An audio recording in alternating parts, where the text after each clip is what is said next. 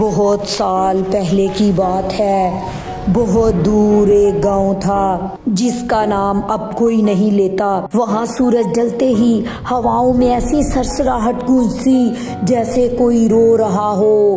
مائیں اپنے بچوں کو گھروں میں بند کر کے کنڈیاں لگا لیتی اور کھڑکیوں کے پردے گرا دیتی۔ لوگ کہتے تھے کہ جنگل کے اس پار کالی حویلی میں ایک چڑیل رہتی ہے۔ وہ خون نہیں پیتی تھی، وہ اس سے بھی خوفناک چیز مانگتی تھی۔ جو بچہ اس کے سائے کی زد میں آتا وہ پل بھر میں ایسے بوڑھا ہو جاتا جیسے صدیوں سے زندہ ہو، جھریوں بھرا چہرہ اور کانپتے ہاتھ۔ شہیر ایک ناڈر لڑکا تھا، اسے کہانیوں پر یقین نہیں تھا۔ اس کا واحد دوست کالو تھا، ایک شرارتی بندر۔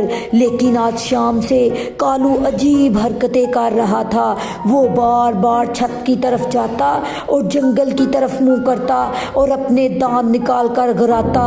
اسی رات گاؤں میں قیامت ٹوٹ پڑی۔ پڑوس کا ایک 10 سالہ بچہ حمزہ صبح بستر پر نہیں ملا۔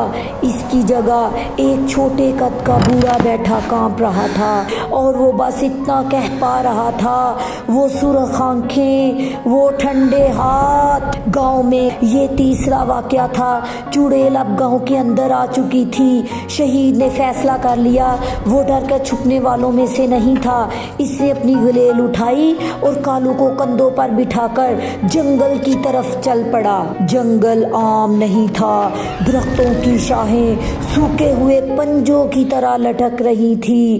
اچانک شہیر کو لگا کوئی اس کا نام پکار رہا ہے، شہیر آؤ۔ کالو زور سے چیخا اور ایک جھاڑی کی طرف اشارہ کیا۔ وہاں نیلی روشنی میں ایک پری تڑپ رہی تھی۔ اس کے پر ایسے ٹوٹے تھے جیسے کسی نے شیشے کی طرح چٹخ دیے ہوں۔ اس کا خون نیلا تھا جو زمین پر گر کر چمک رہا تھا۔ اس نے کانپتے ہوئے کہا، شہید، چڑیل کے پاس ایک جادوئی گھڑی ہے، اس میں ریت کی جگہ بچوں کی عمریں گرتی ہیں۔ جب تک وہ گھڑی چل رہی ہے وہ امر ہے۔ نورین نے اپنا ہاتھ شہید کے ماتھے پر رکھا۔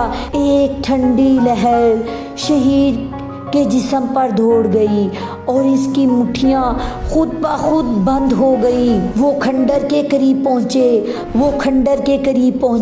کھنڈر کے بیچوں بیچ ایک بڑا ہال تھا۔ وہاں چھت سے پنجرے لٹک رہے تھے جن میں بچے قید تھے اور وہ سامنے بیٹھی تھی۔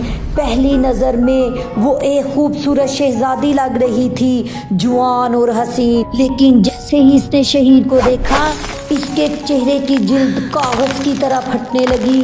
اس کے اندر سے اصل چہرہ نکلا، جلی ہوئی کھال، بغیر پلکوں کی آنکھیں اور منہ میں نوکیلے دانت۔ ایک نیا مہمان، ہا ہا ہا، اس کی آواز میں کانچ ٹوٹنے جیسی تھی۔ تمہاری عمر بہت لذیذ ہوگی۔ چڑیل نے اپنی زبان باہر لہرائی اور شہید کی طرف لپکی۔ شہید پیچھے ہٹا اور ہوا میں ہاتھ لہرایا۔ ہوا کا ایک زوردار تھپڑ چڑیل کو لگا اور دیوار سے جا ٹکرائی، لیکن وہ فوراً سنبھل گئی۔ اس نے دیوار سے سائے اکھاڑے اور شہید پر چھوڑ دیے۔ سائے شہید کا گلا گھونٹنے لگے، شہید کی سانس رکنے لگی۔ تبھی کالو نے چھلانگ لگائی اور وہ سیدھا جادوئی گھڑی کی طرف لپکا۔ چڑیل چیخ اٹھی، نہیں، اس گھڑی کو مت چھونا بندر۔ وہ کالو کو پکڑنے کے لیے مڑی، جس سے شہید کی گردن سے سایوں کی گرفت ڈھیلی ہوئی۔ شہید نے موقع غنیمت جانا، اس نے اپنی پوری طاقت جمع کی۔ ہوا کا ایک طوفان کمرے میں برپا کر دیا، ہر چیز اڑنے لگی۔ کالو نے دانتوں سے گھڑی کو پکڑا اور نیچے زمین پر پٹخ دیا۔ گھڑی ٹوٹتے ہی اس میں سے سرخ دھواں نکلا۔ چڑیل کی چیخ اتنی خوفناک تھی کہ کھنڈر کی چھت لرز گئی۔ اس کا جسم تیزی سے سکڑنے لگا۔ پہلے وہ بوڑھی ہوئی، پھر ہڈیاں بن گئی اور پھر صرف ایک راکھ کا ڈھیر رہ گئی۔ قید ٹوٹ گئی اور تمام بچے واپس اپنی اپنی عمر میں آ گئے۔ حمزہ اور باقی بچے ٹھیک ہو گئے۔ گاؤں میں جشن منایا گیا، شہید ہیرو بن گیا اور کالو کو ڈھیر سارے کیلے ملے۔ سب خوش تھے۔ لیکن آج بھی کبھی کبھی رات کو جب تیز ہوا چلتی ہے تو شہیر کو اپنی کھڑکی کے باہر اسی ٹوٹی ہوئی گھڑی کی ٹک ٹک ٹک ٹک سنائی دیتی ہے، جیسے کوئی وقت دوبارہ جڑنے کی کوشش کر رہا ہو، جیسے دوبارہ ہوا میں کوئی سرگوشی ہو۔